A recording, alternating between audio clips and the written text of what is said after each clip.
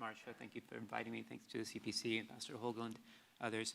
So I want to start by talking, why is the middle corridor more important than its current cargo profile exists? Clearly, if we look at the amount of tonnage or TEUs that are handled by the middle corridor currently, it's relatively modest if we look in comparison to major ports. And that will likely continue for some period of time. But the middle corridor's role is far beyond commerce. Middle corridor is, of course, important for global commerce, but it's really essential for Eurasian integration, and particularly the integration of Central Asia with the Caucasus. Because for a long time, the Caspian has been seen as a functional barrier that has held down trade between Central Asia and the Caucasus. And this must be the priority, is to make sure that this is no longer a functional barrier. With the right investments, Trans-Caspian commerce can be comparatively one of the smoothest components of the middle corridor compared to some of the overland components. And it will help link the Central Asia and the Caucasus to unify their economic base. Also, the trade across the Caspian itself can be one of the most environmentally friendly aspects of the corridor, because as we know, maritime shipping is the most efficient way of moving goods. And so with new engine technologies, this could be an almost zero-emission component of the middle corridor. So I would say that coordination, clearly, with so many countries and parties involved, is definitely a challenge. But I'd suggest that overcoming this challenge will bring positive externalities in other areas. So what are the current priorities and investment needs of the middle corridor and the Black Sea routes? So one, enhancing trade between Central Asia and the Caucasus, and Central and Asia and Europe is more critical right now, I would say, than China to Europe. So the middle corridor can't necessarily be all things for all people. It will have a role for China to Europe trade, but I think its most essential function is for Central Asia to the Caucasus. And it needs to prioritize routes and commodities that will make sense whether or not the northern corridor is open. By northern corridor, we're referring again to the route that runs through Kazakhstan, Russia, Belarus, that is now a very precarious route due to the sanctions. We need to find markets that would still make sense, even if this route in the future goes back to functioning normally. We also need to think about not just containers. Typically, when you see articles in the news, they're only talking about containers.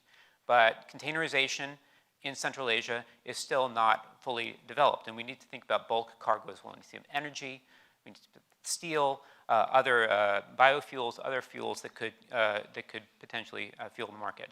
I'd also argue that middle corridor will emerge as a potential corridor for the reconstruction of Ukraine. Ukraine, after the war ends, will need tremendous supplies of steel, of construction materials, of glass, of everything. And one of the major sources for a lot of these raw materials will be Central Asia. So using the middle corridor for the direct reconstruction of Ukraine becomes incredibly important. At the moment, we have deficiencies both of port capacity, vessel capacity, rail infrastructure, bottlenecks at border crossings. We also have a deficit of soft infrastructure when it comes to digitalization. And in some ways, the deficits on the Black Sea are more significant than on the Caspian, not because you can't get vessels into the Black Sea, but because the vessels that are being used currently are relatively old and inefficient. And that drives up the costs, the operational costs. So if we look at specific modernization, Port of Aktau is modernizing. It's trying to significantly bolster its container handling capacity up to 200,000 TEU by 2025. This is still relatively small. Point of comparison here, Port of Baltimore is over 1 million TEU, so it would still be a modest-sized port. Turkmenbashi is also, in Turkmenistan, has a critical role in this as well. Turkmenistan is right now prioritizing a lot of RoRo, roll-on, roll-off shipments. And so they're bolstering their trade with the Port of Alat, which Eugene will speak about as well. And so that's another major component, because if you're only reliant on one port, if it's Aktau, and sometimes there's weather in Aktau and lack of reliability, so having a second port in Turkmenbashi, I think, would be critical in keeping the corridor open. There's also a need for digitalization. There have been several parallel efforts to digitalize the corridor, and digitalization is very, very important for a number of reasons. One, because you need to know where your cargo is. And second, you need to be able to communicate amongst different parties. The more parties you have involved, the more important communication is. So the World Bank is trying to come up with a connector that would integrate the various digitalization efforts that are being undertaken by Trans-Caspian, by Kazakh Railways, by ADY Container in Baku. So they're trying to follow IDSA standards to make the data very secure and private, that would allow queries to occur without requiring full data sharing. Digitalization means more efficient use of currently limited infrastructure and equipment, and that can allow the system to account for uncertainty, whether that uncertainty is natural, like weather or ice or wind, or artificial. And it would allow trust to be built between different countries and shippers and providers. So you have greater transparency on rates, so you know what a container should cost, and you'll be able to understand whether or not the constraint is artificial or natural.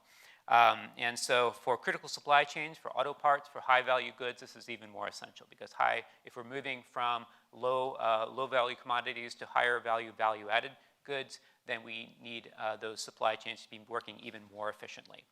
Another issue we need to think about is water loss from the Caspian, falling sea levels, because again, we don't want the Caspian to go the way of the Aral Sea.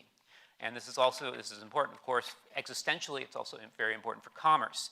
So there's a threat both from Volga outflows, which is being driven by higher evaporation from climate change.